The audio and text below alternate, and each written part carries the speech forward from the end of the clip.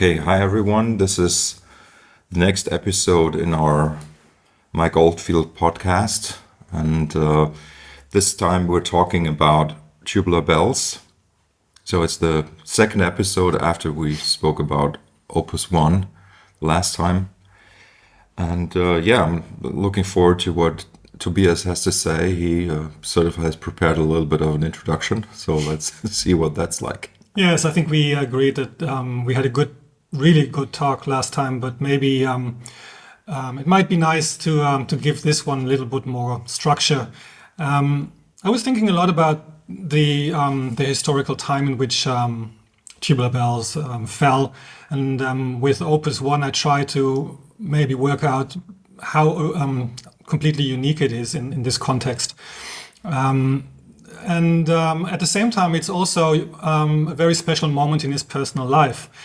Now, I know that Mike has been getting increasingly exasperated with people trying to find a story or a concept in Tubular Bells. And he's always maintained that there is no such thing, that there is no concept and no program at work here. Which is probably true. I mean, I suppose it's similar to Pink Floyd and the Wizard of Oz thing, where you can find hidden connections between music and images or a narrative if you search for it long enough. The thing is that, of course, there is a story to Tubular Bells, and he's been very open about sharing it, and not just in Changeling, but in various documentaries. I think it captures him really at a pivotal moment in his personal life. He was at first he's made his experiences in the music biz with Sally Angie and his sister, so he had some experience in terms of how the business worked. He was making it as a musician. He was making it as a guitarist. I think he was finding his own style, his voice. Also the interaction with other musicians in the live band context. And by the time that he was seriously started working on Tubular Bells, he had, as it were, risen from the newcomer in the Kevin Ayers band to what I think he actually calls in his book the boss of the band, because Ayers was actually desperate to get him back and pretty much agreed to every single condition he made. And if they had been able to work it out as a group, maybe we would now know Mike as a fantastic songwriter and or maybe just a guitarist in the vein of Eric Clapton, because he might have stayed on in that context and maybe gone on into a completely different career. So he was making it as a musician, as an artist. The funny thing is that I only recently heard another old interview with Mike. And he said that he already had a manager at the age of 16 or something. Yeah. Just like in the context of what you just said, I think it's really funny. Yes, I believe actually, wasn't it the same guy who actually worked with Pink Floyd for a while as well? I have no idea. I don't know. I think, yes, he did. That is crazy, just to think about it. I mean, today it's actually pretty commonplace, but at that time. Mm-hmm. So on the one hand, the music is going really well. On the other hand, at home, his mother was slipping increasingly into depression. His father had, I could say, all but disappeared, I think, at this moment from his life. There were at least serious troubles at home. And he also at this time made his first experience with LSD, and then obviously the horror trip, which would eventually send him into a decade-long spiral of psychological problems. So even if there is no concept behind the album, I think one of the things which makes it special is that all of this in some way or another finds a way onto the finished music, which makes it so interesting. Well, the concept is the music, right? The concept is the music, yes. Yeah. And the music is the concept. Yeah. So maybe as an introduction, I think the album is to me both a work of great happiness and a tragedy in a way. On the one hand, it's so beautiful and fantastic simply because of the music and that it's there and that we have it to appreciate it. And also it was so successful that it allowed Mike to keep working in music, making music which was on paper maybe entirely would not. I don't think many people would have expected maybe for this career to be able to sustain this for this long, based on the kind of music he was making. And Tubular Bells made that possible. I think it's maybe in a way a bit tragic that it was so great and it was so unreflected that I think it later caused him to actually search for answers. I think he said several times, he talked a lot about the interview he conducted at the beginning when Tubular Bells was just out, and how the journalist kept asking him why, and he was impossible for him to come up with an answer, and he kept racking his brain for an answer. And probably during the first the big 4 albums, up until Incantations, I don't think he spent much time thinking about this at all. And I think if there is something tragic about it, is I think that he later actually did this, even though he claims that he wasn't. There is an interesting interview, like a really short one, conducted by Dutch national television when they did a series of short documentaries on the most important pieces of music. And they did one on the occasion of Tubular Bells 2. And he's sitting behind, Mike is sitting behind his piano and playing the sequence to Tubular Bells 2. And he says, well, it's better than the first one. And the journalist asks, why do you think it is? And then, of course, I hate the question why. It just is better. And it just is. Now, the thing is, I mean, subjectivity aside, I think it's clearly not better than the first one. And the fact that he kept searching for a way to come up with a similarly great sequence shows that he was asking himself what the magic might have been that caused him to write it.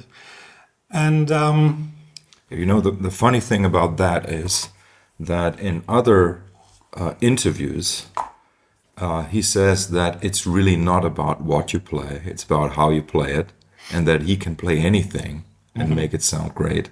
yes, And so it's funny that, you know, like, even though he's pretty much aware of exactly that fact, he's still, as you say, like, looking for, you know, exploring possibilities within this initial idea of the theme, you know, tune A of Tubular Bells. It's interesting. It is interesting. Mm-hmm. I just feel that in the mid-90s, when the success started to slip, commercial success, I'm not saying artistic, because I think in the early 90s, that's one of his, like, he was hitting a peak, actually, in terms of composition. A new peak, a second peak, maybe. I think that he started looking for something in the beginning. He started asking himself the why. And I don't know if that was good for the music. But other than that, of course, Tubular Bells is a great gift. So I wanted to start off the debate with something I've thought about, and I thought it would be interesting to discuss it specifically with you, because you, as a musician, might have an answer to that. If we look at how Tubular Bells came to be, there were so many things that stood in the way, or could have been a problem. So maybe even like if Kevin Ayers had not given him his tape recorder in the first place, who knows whether he might have actually started recording it. I mean, at that point in his time, he needed all the help he could get. He describes how when he, on his first day of awaking in the manor, there's breakfast prepared for him. And he actually singles that out, and he says, okay, I knew things were off to a good start. There was a nice change of pace. I think that's the place he was in. So I think the fact that Kevin actually gifted or allowed him to work with that may have been really important. It's much more important than we might think today, where the technology is readily available. And then the first demo got rejected several times. The gig with Louis at the Manor, the gig with Louis where he recorded for him was at the Manor, which it could have been at any studio. And it was actually a very low chance of it being there, because it was actually not really ready as a studio at all. And then, of course, this thing about the roadie whom he met and who drove him to his home where the demo tape was and back again, so he could actually show the demo. Who knows what would have happened if that hadn't happened? And of course, behind the scenes, there was no Virgin Records at that moment, and a lot of things would have had to happen for them to, first of all, come to the conclusion that they wanted to set up a record label, and then for them to select this particular one. There was only one record, 1 week to record the album, which of course forced the recording process. Viv Stanshall was there. There's lots of things. I mean, obviously, you see lots of obstacles for the thing to be. So I wondered after going through all that, and this is maybe a sort of too overly spiritual question, but is it imaginable that there was sort of that fate wanted this music to be made? Like there's this Miles Davis Kind of Blue that was recorded one day in the studio. It was just a good session, just an amazing session. But for this one, I think a lot of things had to come together. And I don't know if you, from experience, think that there are works which, in a way, have to be made, and then things against the odds happen and allow this thing to be done, be made.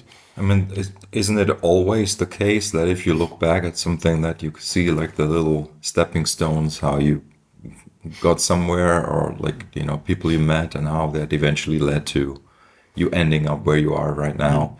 And I think it's pretty much the same with Tubular Bells and Mike's career. But what is so cool is that I think it's like, if there's anything like determination, let's say, it's Mike's determination to make that, to believe in himself, to believe in that music, not necessarily consciously believing in it, but just having the drive to do it.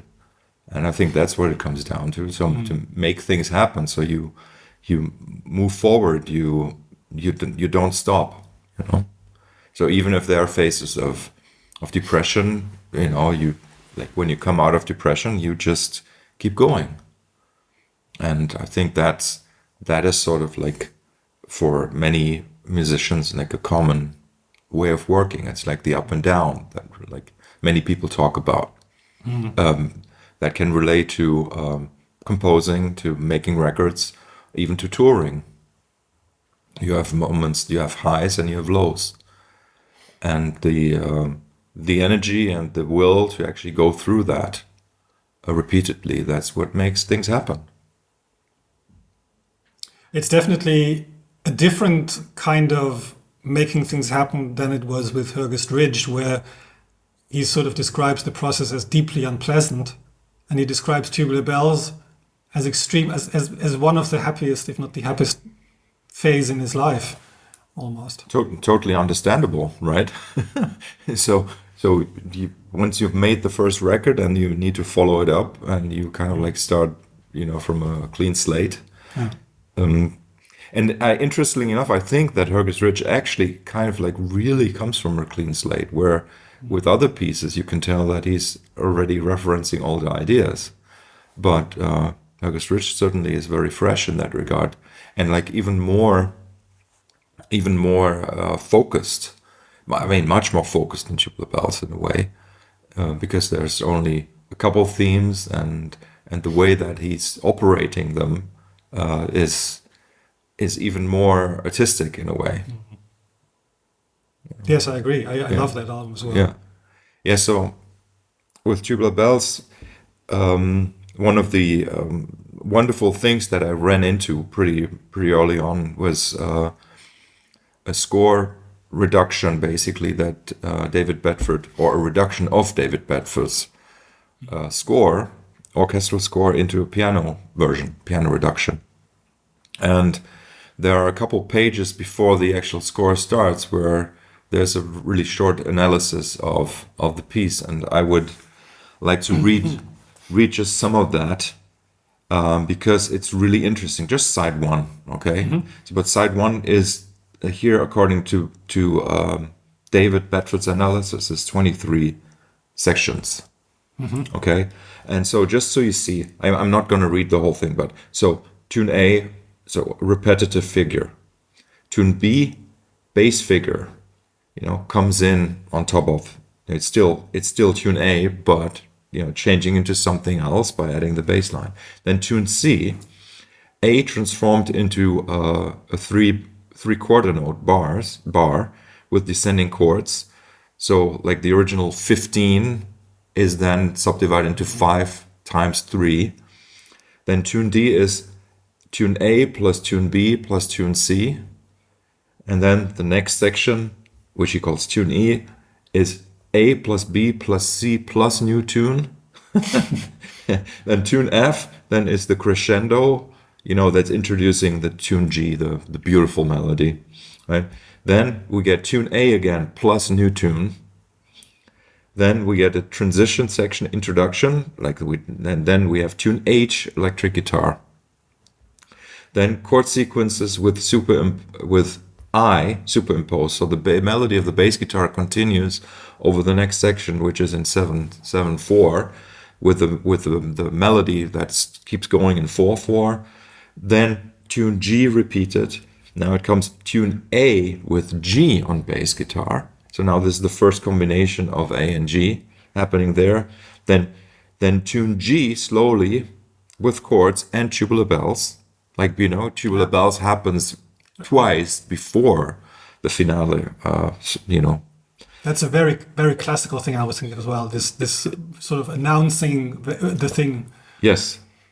And then as number 16 here, that's a new 6A tune with version of A as accompaniment.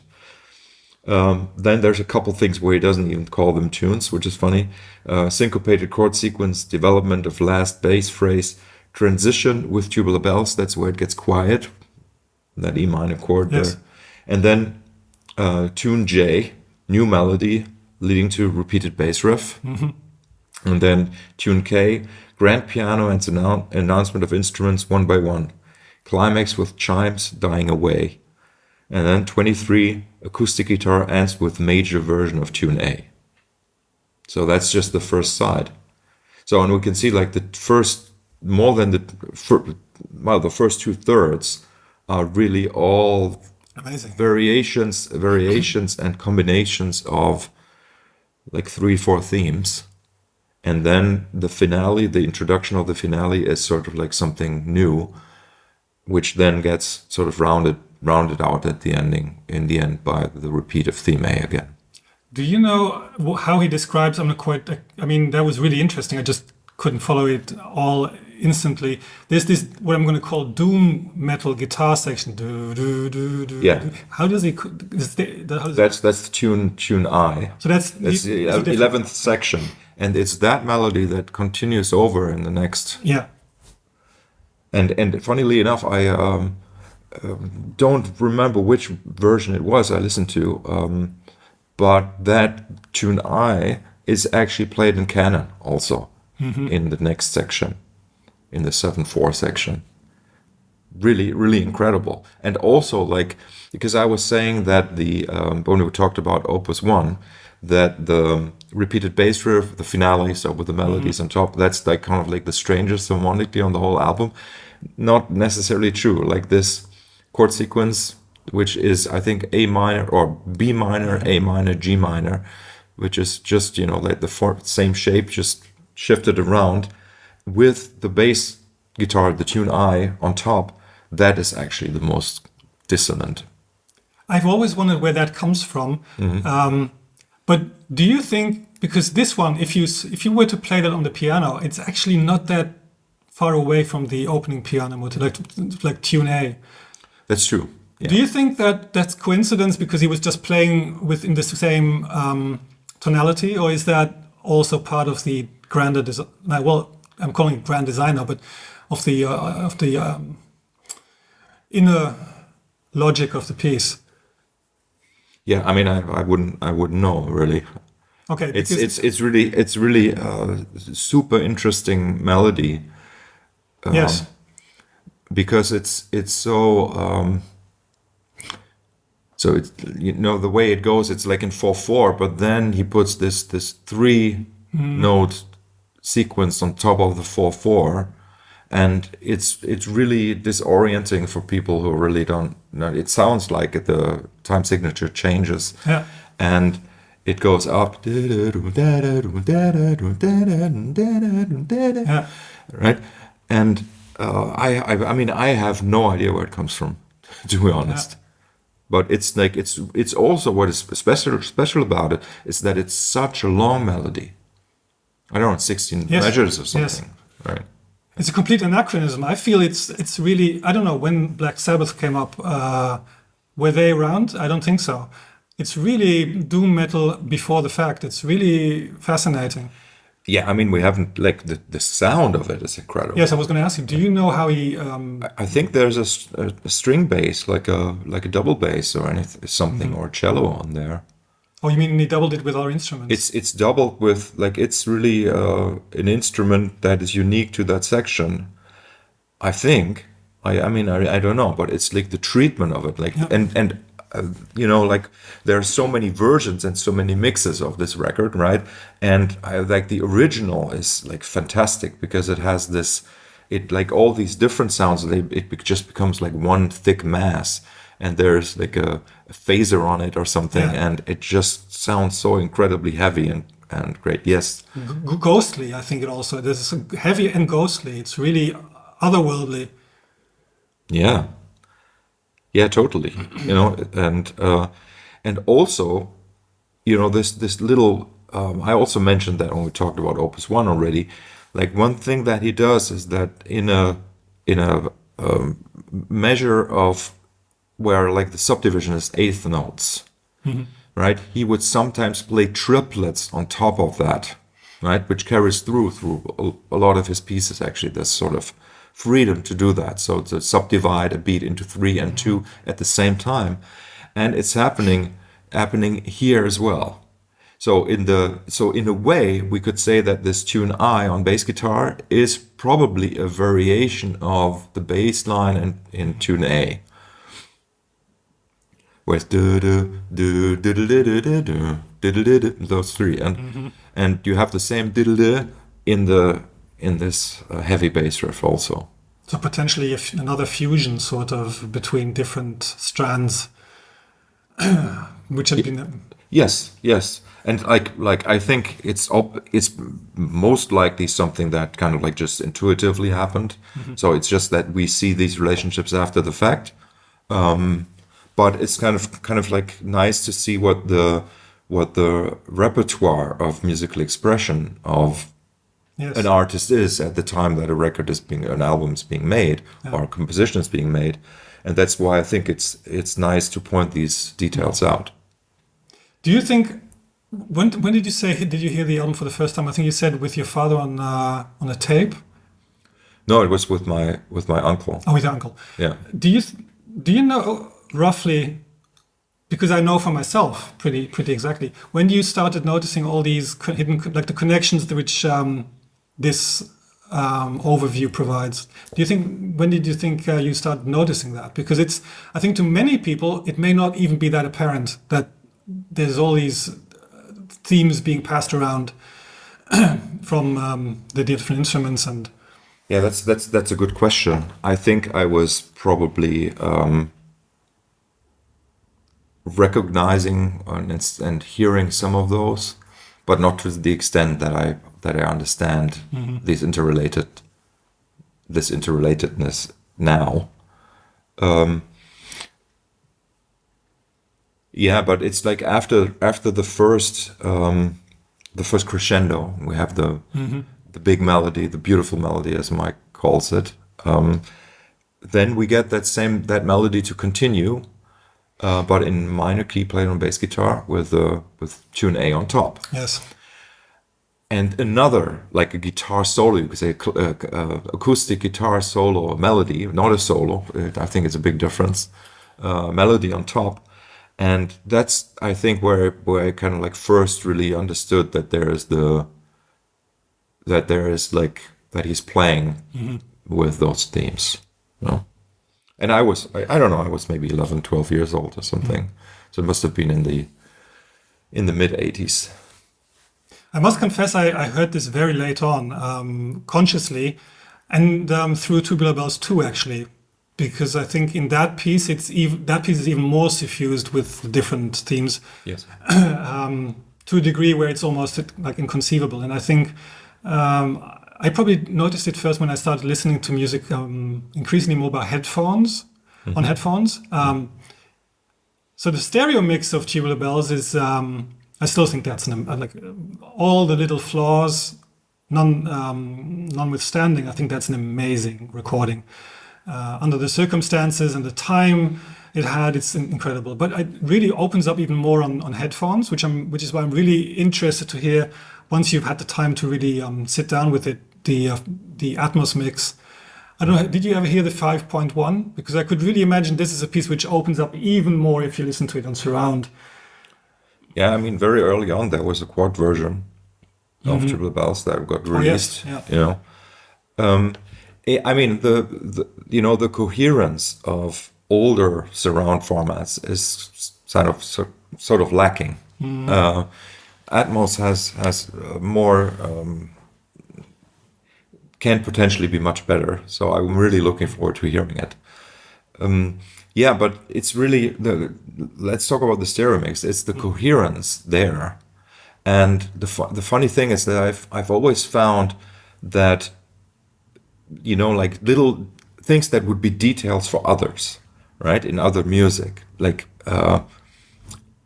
the little tempo changes, right? Like we talked about that last time already as well. Like if the tempo changes is slightly different, slightly slower, slightly faster, it may not have the musical impact it's supposed to have. And it's the same with Mike's and, Mike Oldfield Records mixes. Because like he uses harmonization quite a bit. So melodies are being harmonized at an interval, for example. So the way that these are blended in the mix, the harmonies, is incredibly crucial, because you're basically deciding for the listener what the listener hears as the lead melody.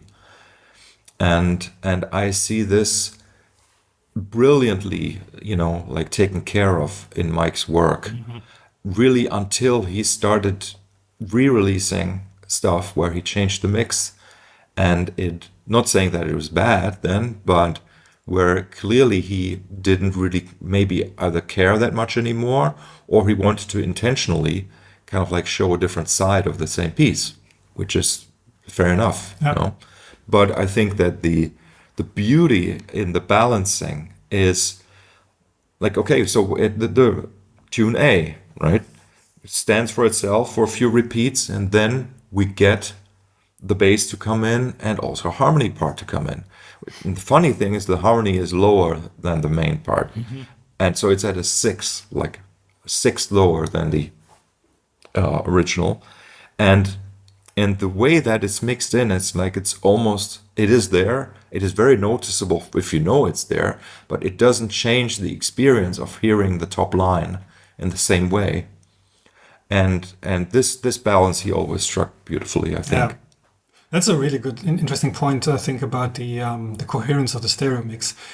Because stereo, of course, it was established by then, but it was still sort of in discussion. I mean, there was still a lot of newness to the process, novelty. And if you listen to the Birds records, like the early ones, that's unlistenable, almost unlistenable in stereo, because it's like it's so this ping-ponging and extreme panning. So they were really feeling their way into it. And I think with this one, interestingly, with Tubular Bells, if you listen to it on headphones, it has a far more psychedelic effect. There's one passage in particular, I don't know which it is in Bedfield's schedule overview, but there's where it seems on headphones like there's 4 different themes playing at the same time in different rhythms and in not different tonalities, but they seem to really be working independently. Yes. There's actually a funny moment in the Doug Halvering listening reaction video where he arrives at that point and it's like completely, it's like his eyes are turning in his skull because it's so wild. But if you listen to it in stereo, it sounds perfectly reasonable and natural. Yes. That is quite an achievement. It's actually like 2 levels of listening at the same time. Yeah, 2 or more. 2 or more. Right. Yeah, but the stereo as we know it, the way to mix in stereo as we know it basically kind of started happening for real, maybe in the mid '60s, and so Tubular Bells is still kind of like part of the exploration of the format. Yes. Right, and it says on the back that it shouldn't be listened to in mono, right? And so it's really this idea to use the sound field so that it's not like hard panned, Yeah. right? And I can't remember right now, but I don't think there's anything like super hard panned on the whole record.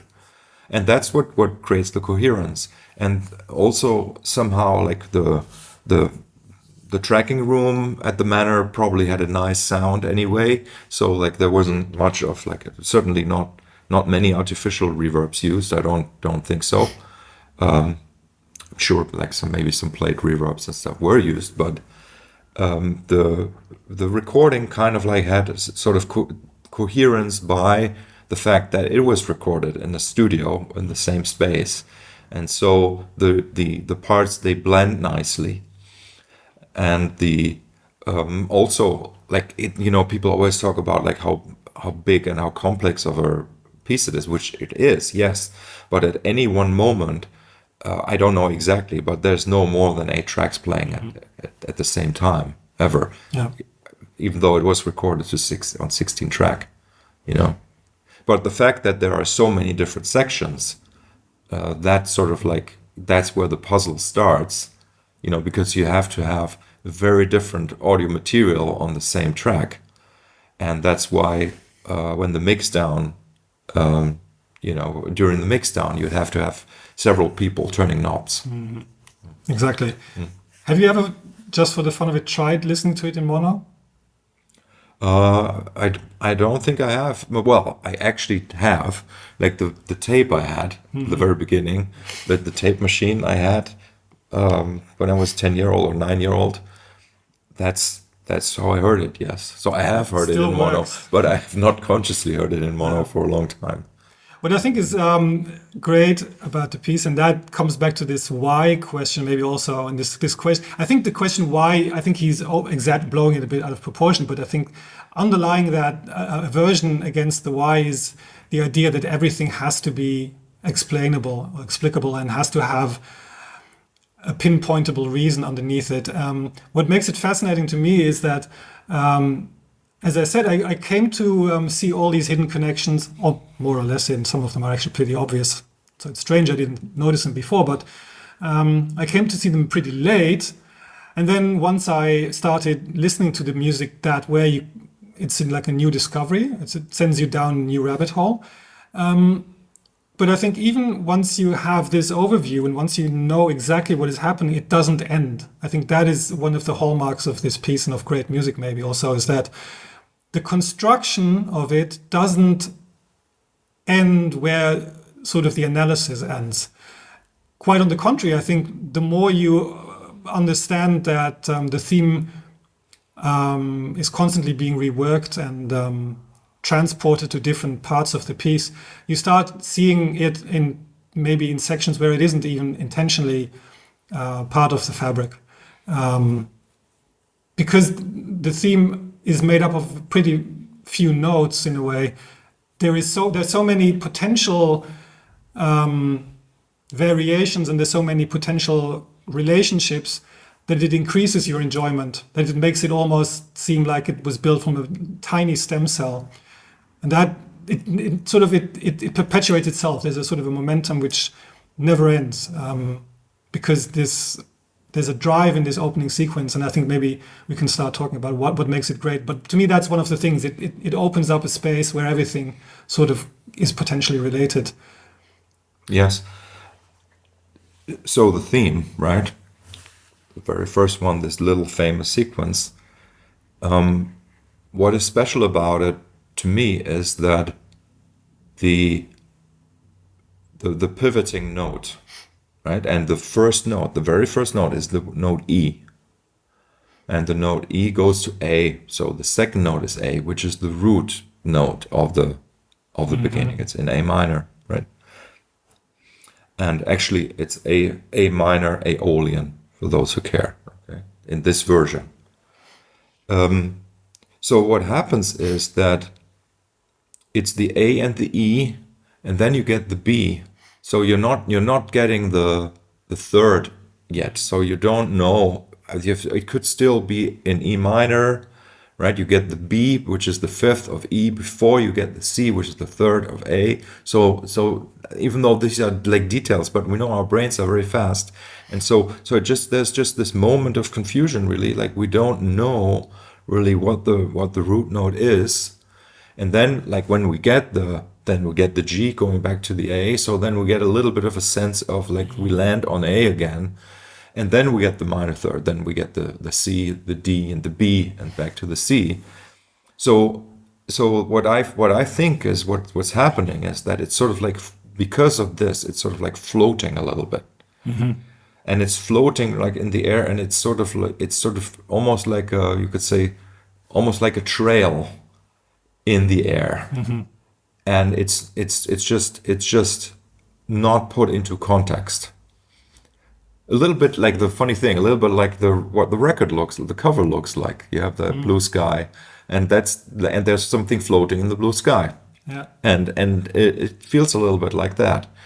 And only then, when the bass line comes in, things gets cemented into, okay, this is A minor. And I think that has a lot to do really with its beauty. And obviously, like, and so this is like really interesting. Like, we don't know much about it. I don't know much about it because I was born in 72, right? So was this sort of like motif of because like talking about The Exorcist, right? Was this motif of sort of like a glockenspiel kind of music box kind of sound has always been associated also with darkness or with horror films. Like maybe thinking about something like Rosemary's Baby or so. Yes, no, it's definitely different. It sticks out. It's the Glockenspiel. I would say that it has this music box feeling, right? Yes. And that was used in classical music. I would say on a few occasions at least, like in some Tchaikovsky ballets, to suggest an eeriness, an otherworldly eeriness. I know that The Exorcist was definitely itself a sort of a blueprint. And interestingly enough, John Carpenter actually said about Halloween, the music to Halloween, which has an obvious similarity, that he wanted to make. Wait, I have the quote from an interview with him. He said, the theme had a similarity to The Exorcist because a really famous horror piece, but I couldn't even get near that. What was rattling around in my head was my father teaching me the bongos, teaching me 4 or 5 times, so that's what it was. But sure, Mike Oldfield's score was beautiful. And then, of course, The Exorcist, the Halloween would go on itself to become a landmark movie. But he actually copied it more clearly on The Fog. So in The Fog, you have an almost... well, it's not verbatim, but it's far more obvious reference. You know, and on top of what I just said about the harmonic floatiness of it, there is like the rhythm. Okay, so the first measure, as you could say, because if everybody kind of like refers to 4/4 and knows 4/4, for me it's different, but so it seems like the first measure is cut short. It's only 7 notes, not 8, and the second measure is like the full 8 beats, right? So, and that's why, like, we get like 7 plus 8, 15. We get that sort of like skip. We get like, so between the first and second half, we have this little bit of skipping feeling, right? And then as a whole, though, as the 15-beat phrase, it repeats and it loops so beautifully and effortlessly that it sort of like becomes something that is, I think, well, I can't be for sure, we can't know for sure, but if people really ever learn it properly, in a sense that they could sing along with it, or if it's something that always stays kind of like ambiguous. So for me, that's difficult to answer, really, because I know it inside out and I know what it is, right? But that certainly kind of like adds to this incredible mystique, if that's the right word, the mysteriousness also of this little finding, right? And because it has that droning flavor, of so it's 6 notes of the diatonic scale are being used in that, with the 7th note then played in the harmony, right? But it's only those 6 notes, and 6 notes work very well as a drone, also for like as a background for other music. So that's why the theme kind of appears in the background so much, because it can just float on top of chord changes within the diatonic scale, and it always works, always makes sense.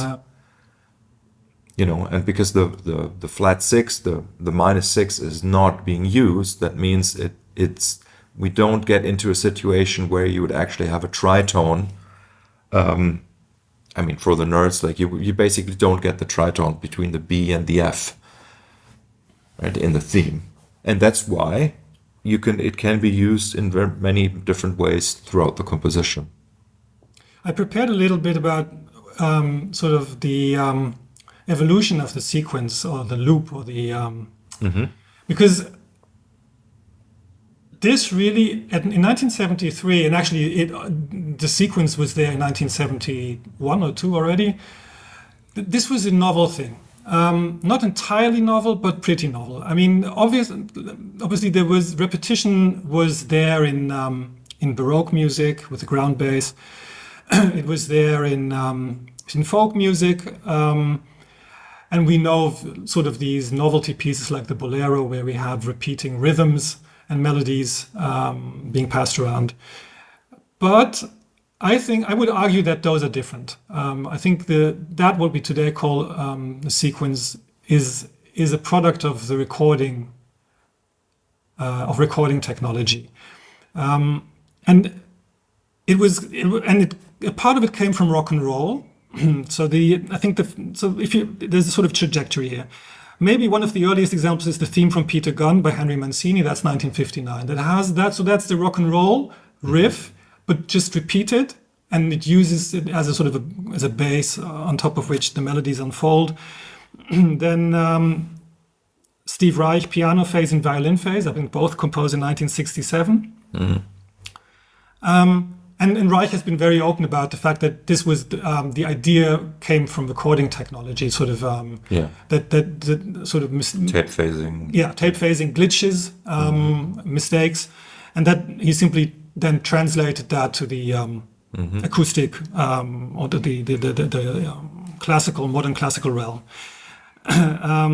Before Terry Riley's A Rainbow and Curved Air, which Oldfield mentioned specifically as an influence, there's set the controls for the Heart of the Sun by Pink Floyd, where you have a very slow ostinato motif, which is almost a sequence.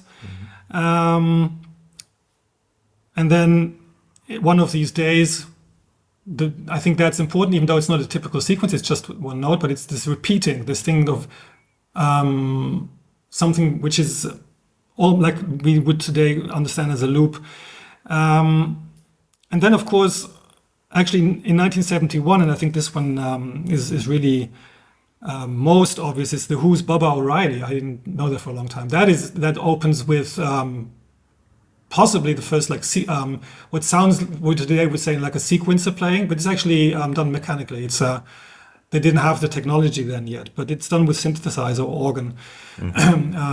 So there was this idea was floating around, and still it's nothing like these. I think that the interesting thing is that in all of these cases, the quality of the loop is that it jumps back to the beginning. So you have really a cyclical structure. Even in the Reich pieces, which of course then start to shift and create new rhythms and melodic structures, the idea is of course that the loop jumps to the beginning. So the quality of the loop of the sequence is determined by sort of the magic that happens if you repeat it and then it's sort of like a snake biting its own tail. But the Tubular Bells sequence, I would argue, is different. There's different things I think would make it really stand out from these. I mean, it's a melody. That's what exactly, it is. exactly. Right? It's more than just a phrase that is being used in context with something else. It is the melody, and that makes all the difference. Also, like when you say jumps back to the start, I don't see it that way. It's sort of like it's sort of like more of a ring-like structure. So you don't really know where it starts. It doesn't really matter where it starts. And at the latest, where he brings in the chords in 3/4 is where you see, okay, like, oh yeah, like maybe the downbeats are actually not where I thought they would be. And it's made very, very clear. Also, like something that needs to be pointed out, like in the development of the first section, like he starts out with just alternating the chords that alternate under the riff or the melody. It's just two bars first. So A minor and G major, right? So or we could even say we don't even. It's like the harmonies are A minor and G major. And then what happens is that he starts extending the harmonies to also include an E minor and F. So he goes from a 2-bar repeating structure to a 4-bar repeating structure, right? And then he goes to the next section where it goes to like a 3 harmony structure, but changes the rhythm to be all in 4/4. So like all these different features of that first section, they are in flux and they keep changing. And it's not like it's always. So that's why minimalism really doesn't work as a term for the way that he composes. Like he goes from a small form and he kind of goes wider. He goes from 2-bar harmony to 4-bar harmony. Then the harmony kind of like changes slightly and he changes the time signature to 4/4, while the theme on top keeps going, but it also goes along with the new changes, right? Once the E minor kind of is introduced, like the theme kind of gets modified a little bit. So it's not like it's sort of like a loop or it's a throwaway thing that just goes in the background. It's always carefully considered, like how it needs to mutate in order to fit in with whatever else of a development is happening in the piece. Yes, exactly. My point was exactly that I think the other ones, there you have this idea that it's a loop, and this one is different. I think to me, this feels like the feeling of this melody is that it's supposed to go on. It's supposed to go into a different direction, and then it returns in a way to the beginning. But to me, it feels almost like there is a much broader harmony. You could harmonize it very richly if you wanted to. Even this, so it feels to me like it's a sample almost. Like it was taken out of a bigger context. It suggests something that is far bigger than it actually is, and this tension doesn't get resolved because the theme stays the way it is, but the music around it sort of makes use of it and builds. And then I think it sort of resolves in the most unexpected way by putting it into major and then stripping it down again and putting it to the guitar. That is it's such a completely, to me, unexpected way of resolving it and bringing it to a close, to just this beautiful, gentle close. Yes, and like something I just realized. I haven't thought about this for a long time. Actually, the whole piece, the side 1 of Tubular Bells, starts not on the downbeat.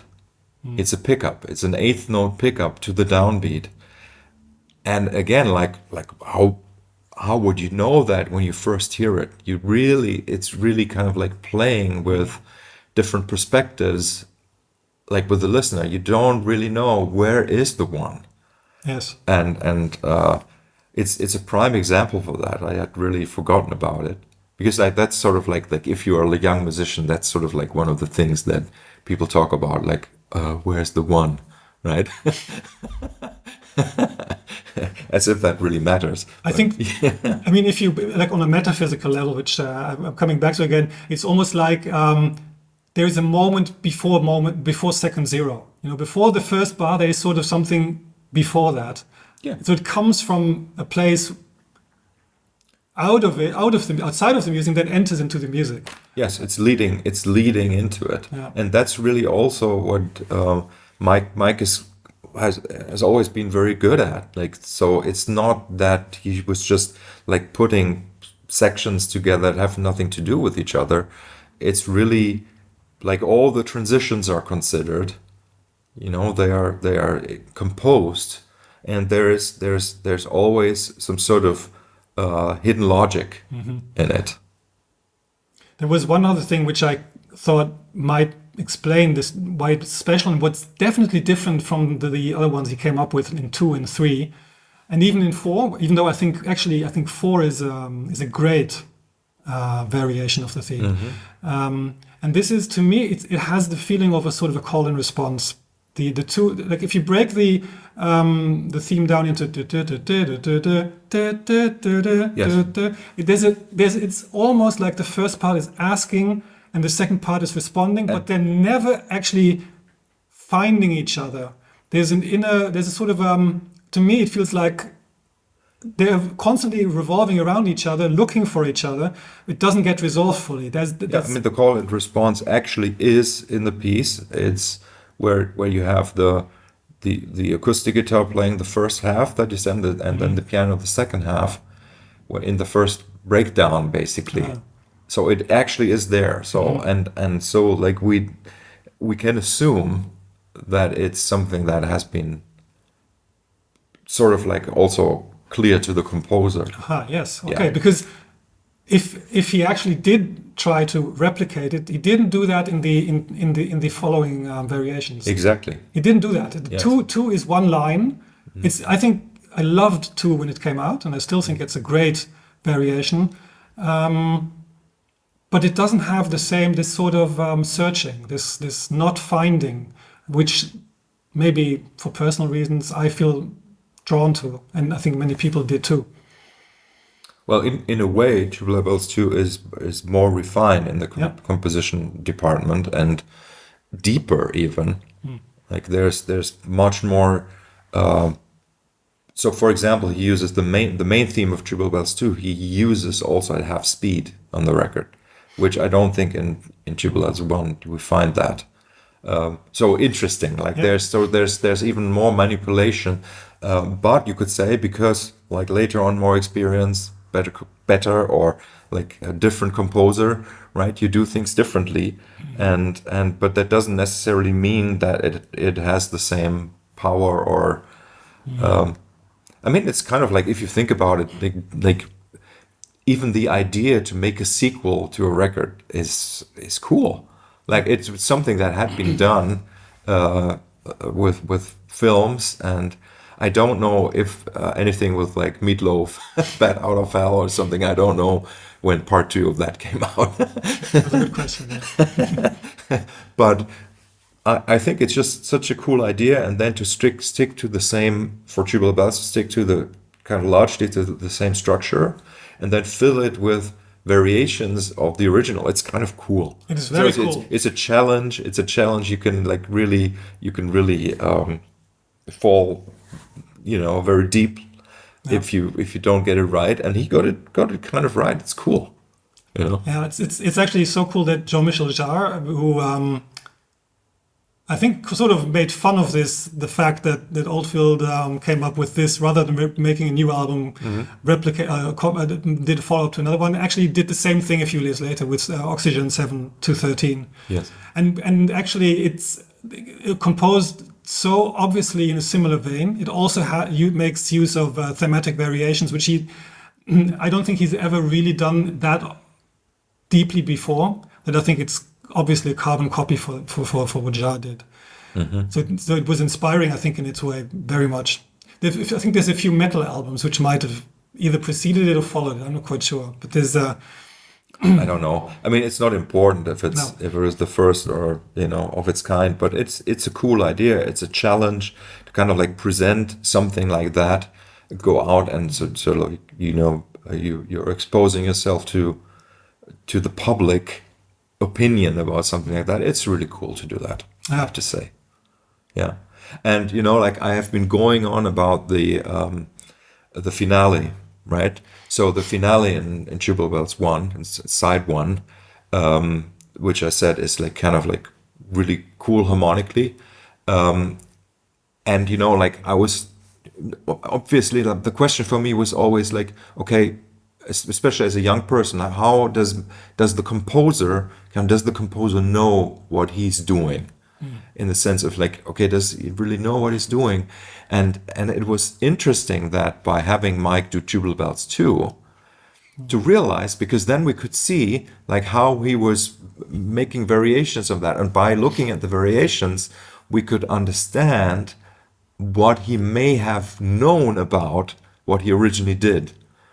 And so, because in the finale melody and chord sequence in Tubular Bells 2 has both a B minor and a B major chord in it. And because that is sort of like what is happening in the piece, that you, like in the original in Tubular Bells 1, that you have sort of like the bass line suggests the major, where the melody is the minor. And so it's interesting for me to see, like, and that's why it's so great that we have Tubular Bells 2. You can see, okay, he does that actually in 2. He places them next to each other, like not on top of each other. So that means that maybe he did know that he did do that, right? So and that's what I find fascinating. That's why I love studying, Mike's discography, because it's such a beautiful well of inspiration and potential discovery. He definitely uses certain techniques I think in a way that it seems unlikely that it's pure intuition. And coming to think of the sequence, there's an obvious point of reference, and maybe that's something you can chime in on, is that there is an interesting reference point, which is the sequence which starts off the second movement, which is also a repeating figure.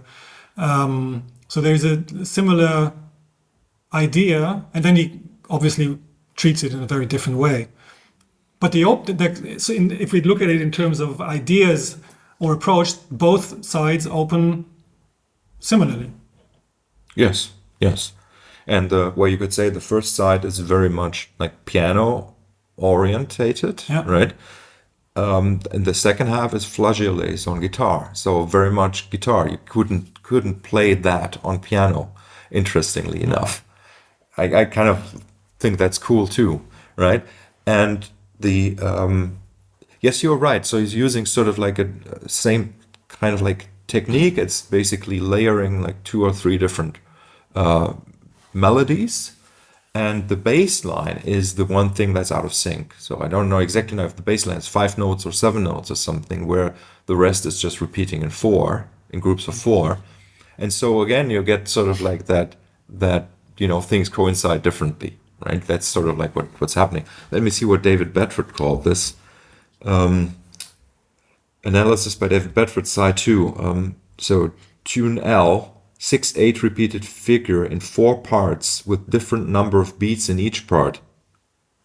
That's what he says. I'm not sure if that's true. Different number of beats in each part, so they coincide differently each time.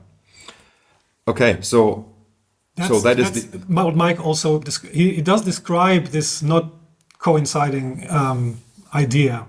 Yes, in changeling. Yes, exactly. And then what is beautiful about the the second half, which I think is just wonderful. Like the whole thing is wonderful, just the first 2 sections. So from this introduction of side 2, it then moves into what, let me just read this, David Bedford calls, L moves from 6/8 to 3/4, top tune of 1 continues, piano assumes importance with coda.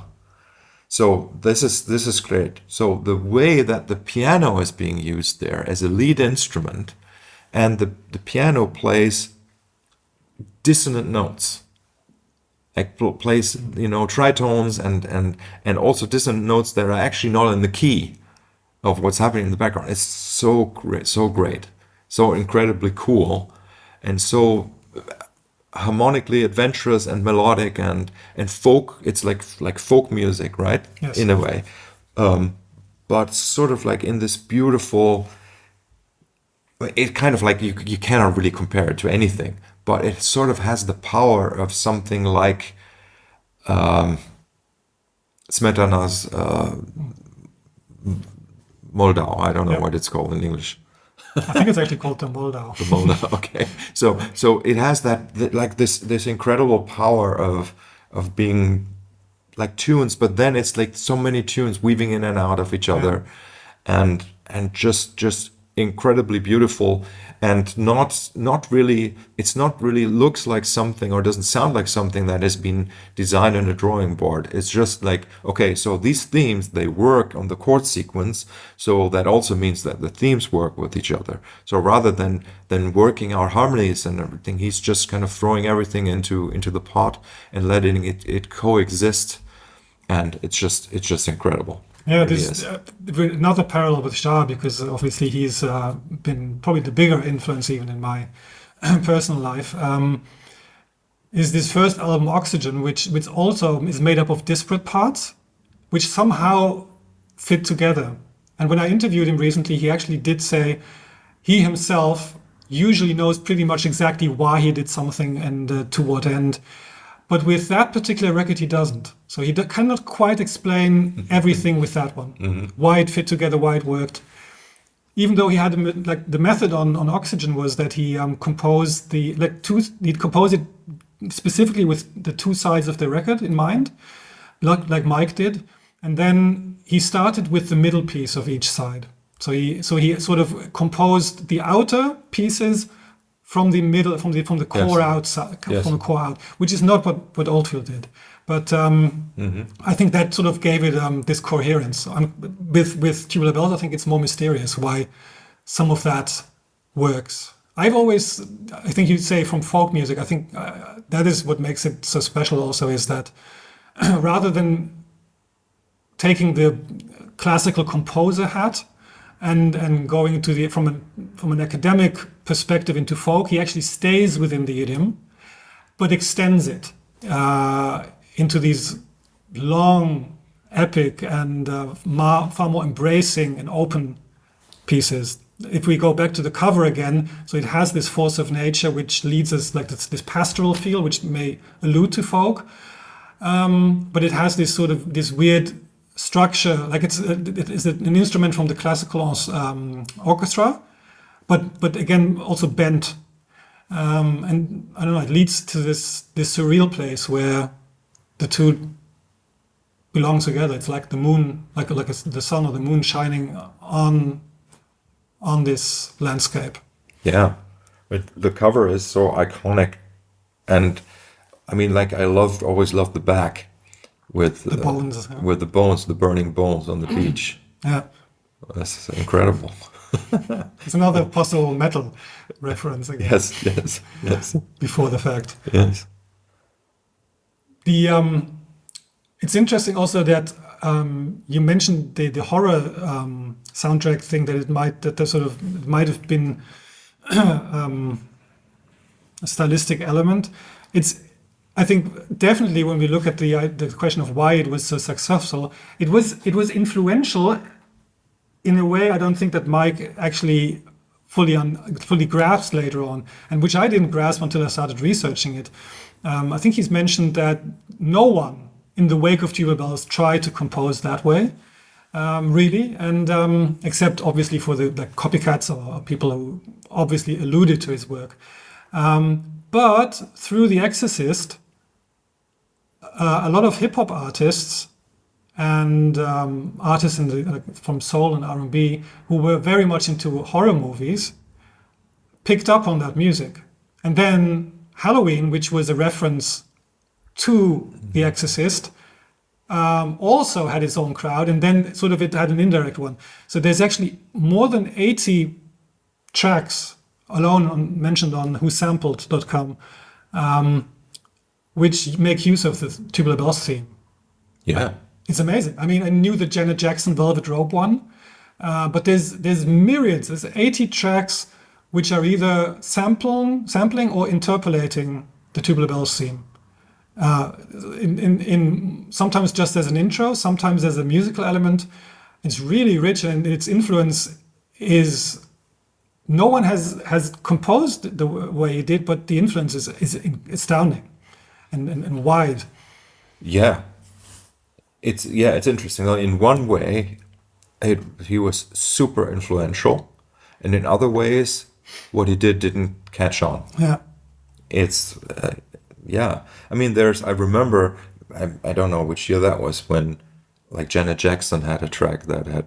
Yeah, that's from the Velvet Rope. I think that's 80s, late 80s or something. Let's say later, actually, it's 90s, but okay, I'll look it up. Yes, but it's and then like remember that there was the Paul Hardcastle track 19. Yes. I don't know if you know about that, and there was actually a lawsuit. Oh, I didn't because the melody was phrases from the finale of Tubular Bells. Oh, now you say it. It's true. Yes, yeah. It is true. Yes. Interesting. And I think that Mike got a co-writing credit later on that piece because of that. Interesting, huh? I mean, like it's questionable. I don't want to go there if it's reasonable to do something like that or not. But back in those days, like I mean that is pretty obvious. Lifted,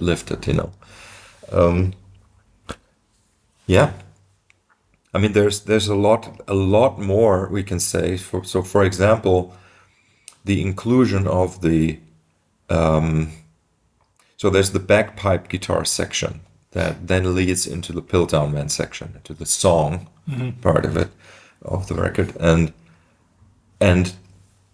there's the bagpipes guitar section is just so fascinating to me because it's the way that the melody is harmonized in fifths is so out there. So again, like dissonant to the ear of like regular person, and then the timpani accompaniment, like it goes like that, and you can hear how the note is being bent on the timpani, to find those notes, and it's just such a powerful, incredible sound, and there. Remember when I said that like one of the big themes that happens throughout Tubular Bells is the combination of the binary rhythm and the triplety rhythm, and so there, like when it goes to the chorus of the bagpipe section, right? It starts with so now it's in three. It's in three here, and then it goes into. So it goes straight. So it goes from being in three to being in two, and that is just such a powerful effect that like I had never heard anywhere else at the time, and even now, like it's a metric modulation, right? Yes. That's what people call metric modulation. It's just so cool, because it feels as if the tempo is changing, right? And then that going into the introduction that well, again, like 4-bar phrase going into the Piltdown Man section, or sometimes 8, sometimes like there are different mixes where that intro has different lengths. So incredibly powerful. There is a high sense of instability, fluctuation, change in that music. Just as there was in the time in general. It was a time of beginnings and a time of transitions, and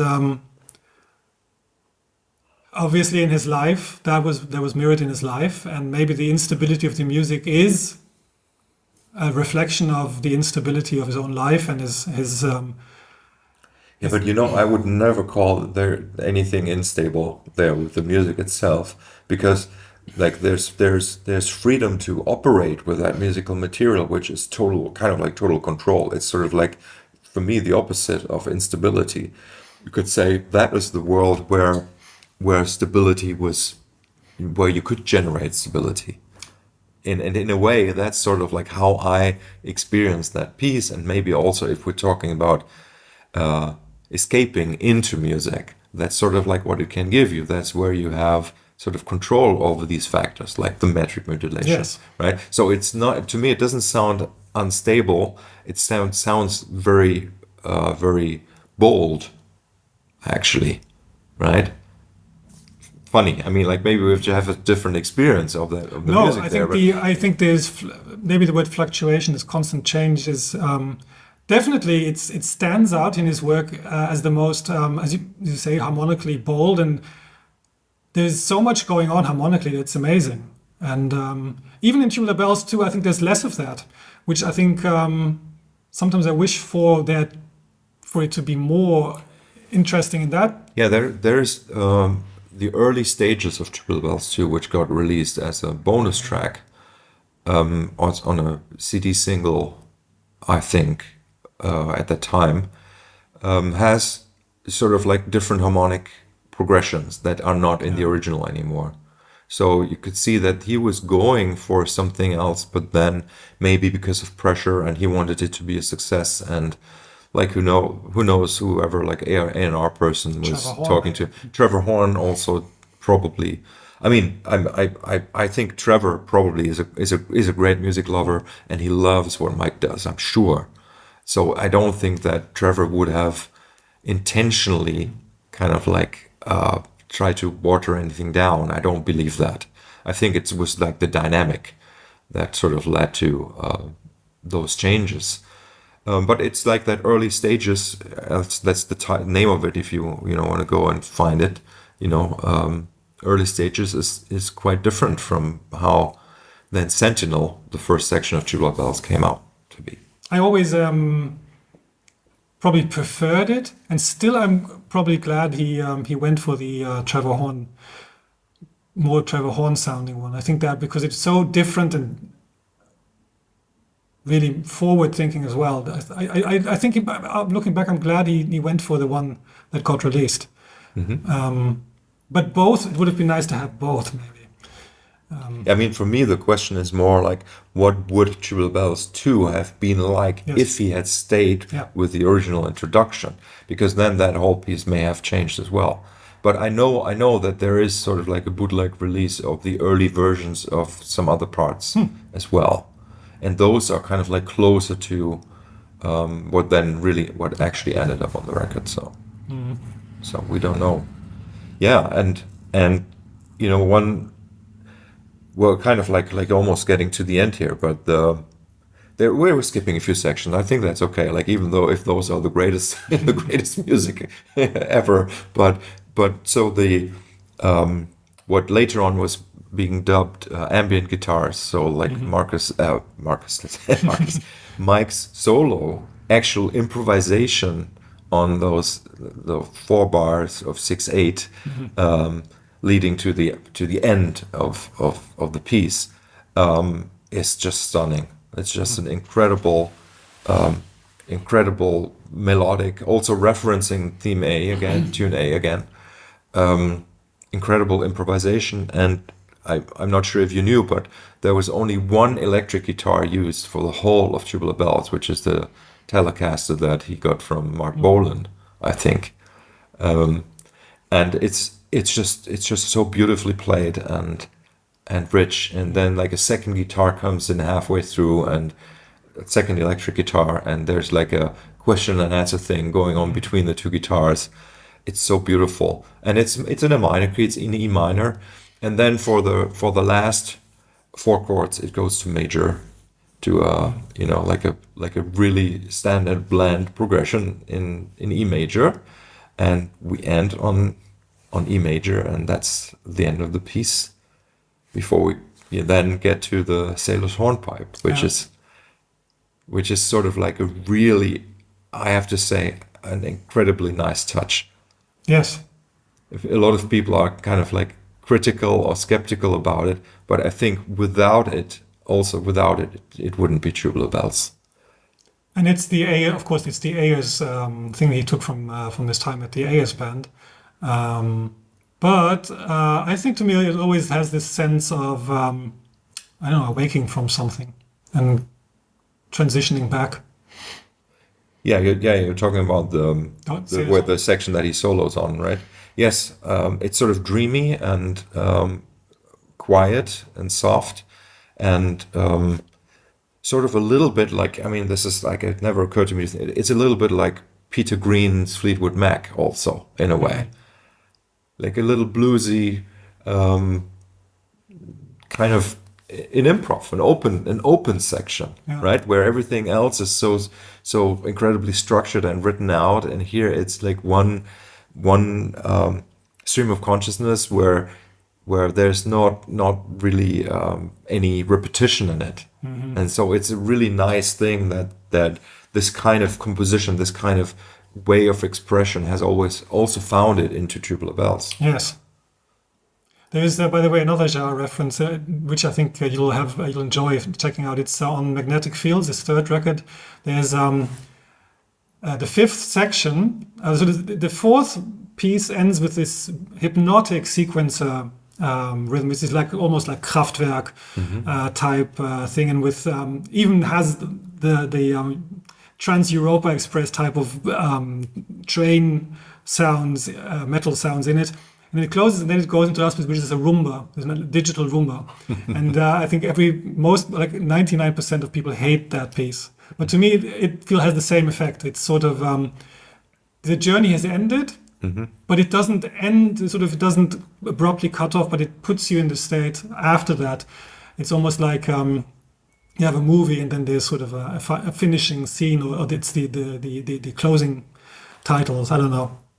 Yes, and he's done that on quite a few other records, right? Most notably Omadon with On Horseback, and then he did kind of something similar on Return to Omadon, obviously, and Songs of Distant Earth. Yeah.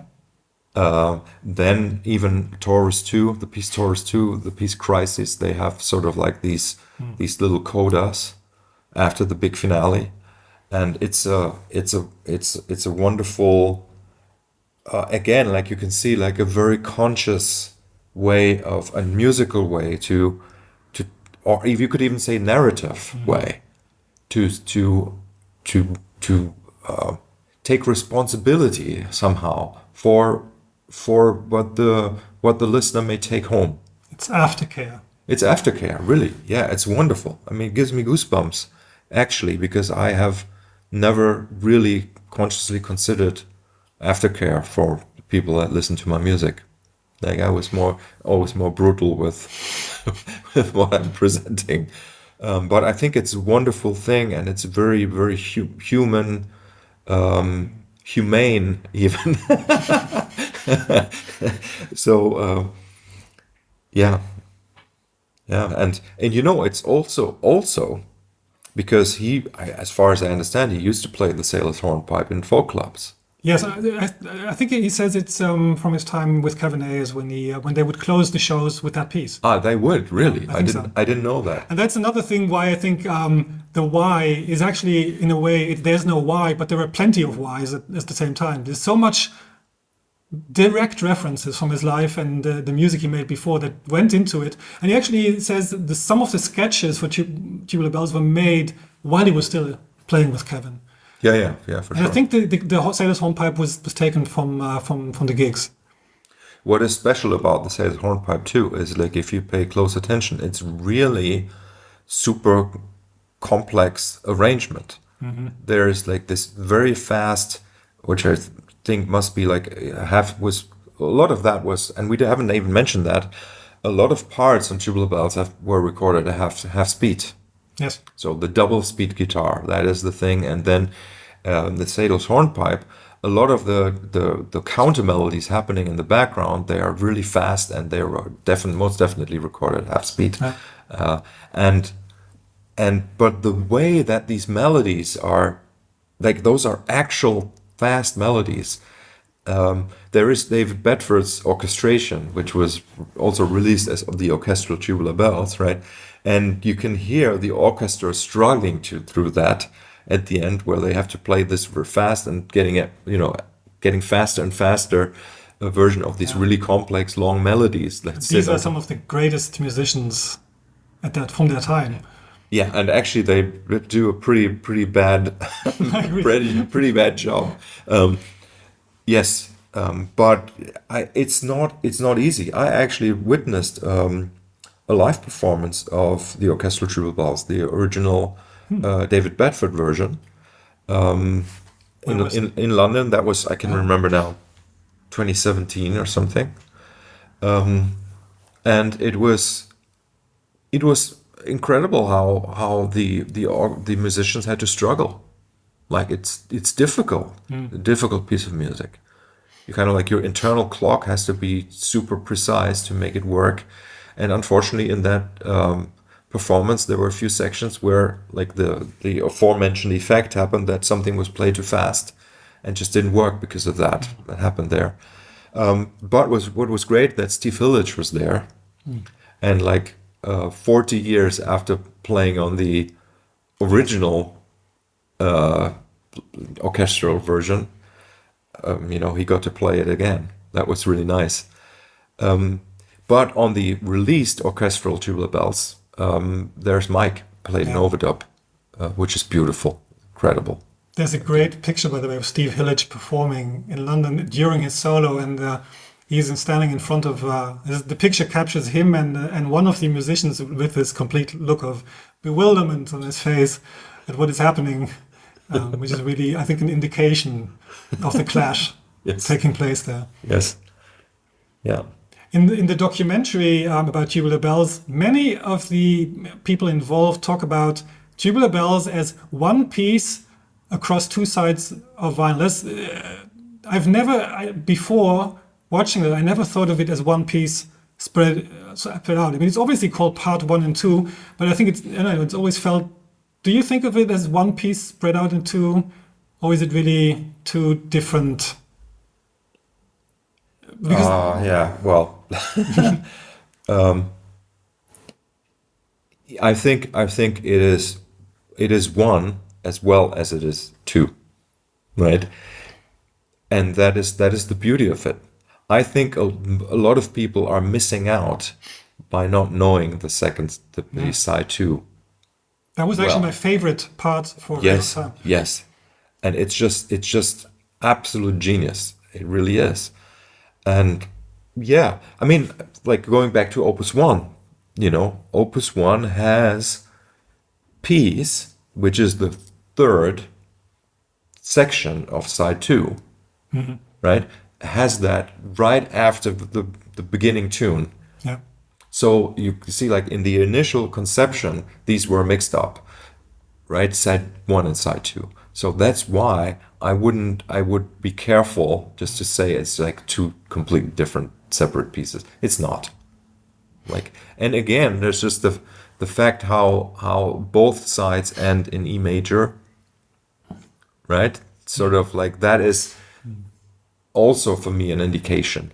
Also, there's like one other theme that we haven't mentioned. It's the rhythm that is kind of like present in the first side and the second side. So even there, like this motivic reference, like even if it's something small like that, is very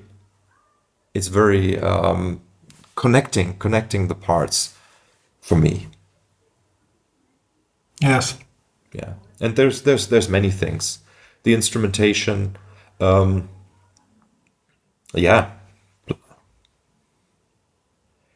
beautiful organ sounds on the second side. It's just there's more space there for the sounds to breathe. Mm-hmm. Yes, it's more the way that people describe Hergest Ridge, which I do not experience as a chill out piece or anything. I think this one has more of this dreaminess, the dreaminess that was sort of suggested in the opening of Hergest Ridge, but I think this one has that really beautiful drifting more than dreamy. It's drifting. Mm-hmm.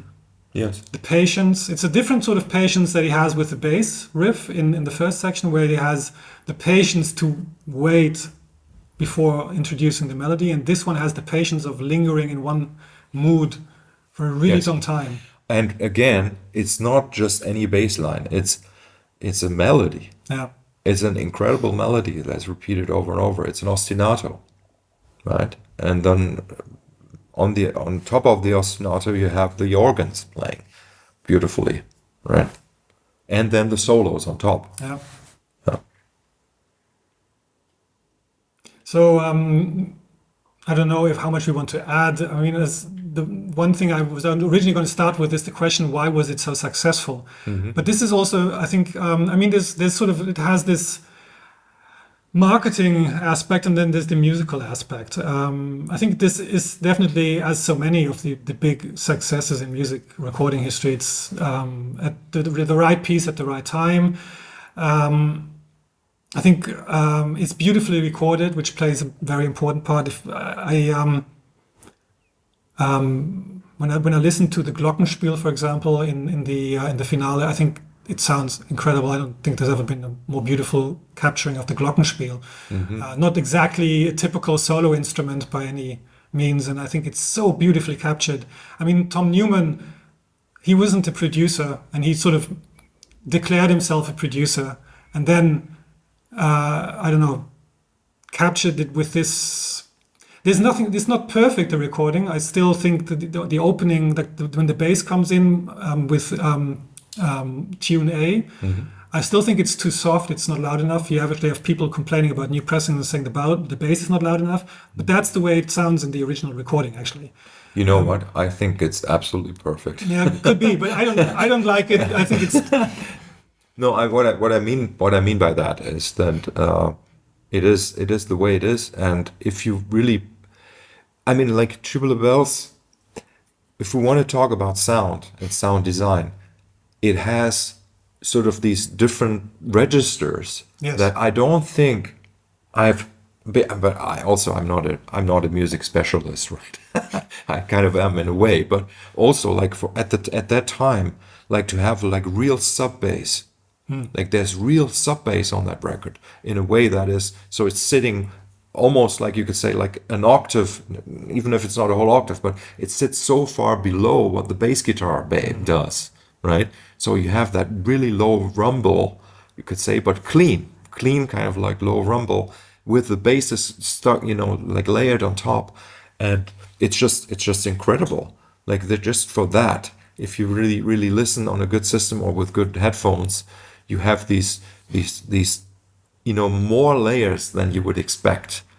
Like where usually, let's say, it's 3 layers, so low, mid, and high, right? But with Mike's music, you have at least 7 layers, say 7 different registers, and all of that is present on Tubular Bells already. Certainly, so well done. Certainly, you definitely have a point in the sense that even though I still think it's it's not loud enough, and I still think maybe in a way it should be louder for me.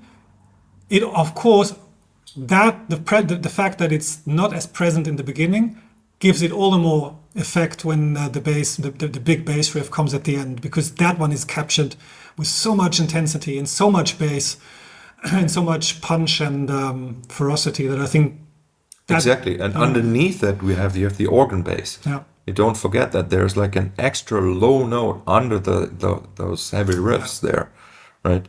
And you know what I absolutely love, when we get to talk about the re-recording 2003 at some point, right? He actually uses throughout that record, and I only noticed that much later, really late, a fretless bass. So throughout that whole record, he's playing a fretless bass, where on the original it's a fretted bass. And a lot of people are complaining about the sound of the opening section on Tubular Bells 2003, but it's because I think it's a fretless bass. So it sounds very different, sounds wobbly, sounds kind of synthy-like, and maybe it was sampled, doesn't matter, but it sounds really cool.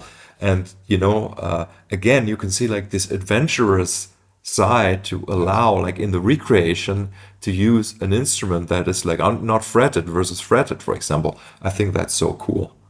That's interesting. I didn't know, and I agree. It does sound slightly synthetic. Yes, yes, and I wasn't sure if it was a fretless bass, but then later in other sections in the re-recording, you can actually hear that there's a fretless. So it's incredible, and I actually know the guy who's bought it's a wall fretless bass, and who owns that bass now. So Another interviewee candidate. I was going to say about this reason for the success. I think on a marketing perspective, I can see why it would have been a risk in a way. On the other hand, I also think, and this ties in with the music, is that sometimes you have albums you have developers like punk, which are an obvious antithesis to what is happening on the market. And then I think there are albums which are sort of they encapsulate something which is not there yet, which there's a sort of a yearning for something, which the music industry doesn't, which is dealing with like the surface, doesn't see. I still think that like in the 90s you had, or early 2000s, you had albums like Norah Jones, forget the name of the album actually now, but Come On Over, I'm not quite sure. Anyway, that album sold several millions of copies, even though no one in the music industry really, bar a very few people, saw that coming. But there was a yearning for it. It wasn't there. There was a yearning for beauty and something outside of this topical thing where there's always debate and things become political.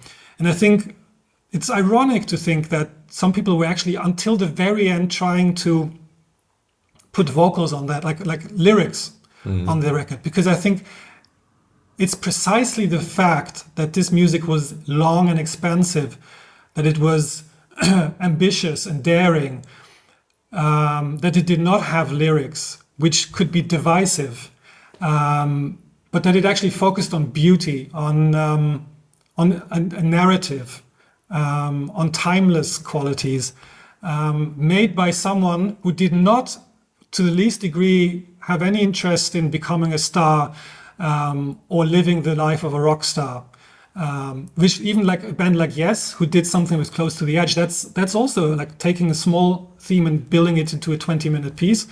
But they were rock stars, and that music was very, very different. And I think it was everything that was not, but it was everything which the other things were not, and it did not try to be what the other things were. And I think in this, but it wasn't trying to be against it. And I think in a way, combined with the incredible qualities of the themes and the melodies and the way of working with them, I think it was bound to become big. And he describes in the book how at first everyone is skeptical in the recording team, and then as they start actually committing it to tape, everyone gets thrilled, and suddenly they know they're making history. And it's, I don't know, it's, to me, it's that's the reason why it's so successful, because it's so undivisive while still being daring, and it's not trying to be mellow in the middle of the road. It is bold without, Yeah, I mean, let's just say it's great. Yeah. It just is, and yes, lucky circumstances that it actually, like, people got to hear it, and once you hear it, like, there's no question that this is like probably at the time, like, and even now, the greatest thing you've ever heard. Yeah. Like, and just, I mean, that's just so cool. You just need to get it out there, and somehow it happened. Yeah. Which is, I think, exactly how it, there was an openness to this, and it, as you say, Peel just had to play it, and when he played it, that was a big step. And then when the way they played it live, that was another step. And then even The Exorcist, I think that was it. Actually, I watched that movie for the first time yesterday, because it was just now in my subscription, and I understand why it worked in the movie. Mm-hmm. It's just 30 seconds or so. Mm-hmm. And then actually there's a section playing in the background, like it was playing from a dorm room next door. Mm-hmm. But they cut it off at 30 minutes, and it leaves you wanting more. And it's very cleverly used in the movie. Mm-hmm. It's also a movie about people with psychological problems, which I thought was fascinating. Mm-hmm. So the story is actually that Friedkin heard it in a record store and thought this is the right movie. And then he puts it in the movie about psychological disturbances. Mm-hmm. That is I think very interesting. Yes. Yeah. Yeah. I think we have. Let's. We're going to talk about Tubular Bells many more times. The orchestral Tubular Bells is next, right? Yeah, it really is next. and maybe that will probably be a shorter discussion. Yeah, I would say thanks for listening, right? And we're gonna move on, and we're gonna be back soon. Thanks, Tobias, for your extra perspective here. We have many episodes to come. Thank you.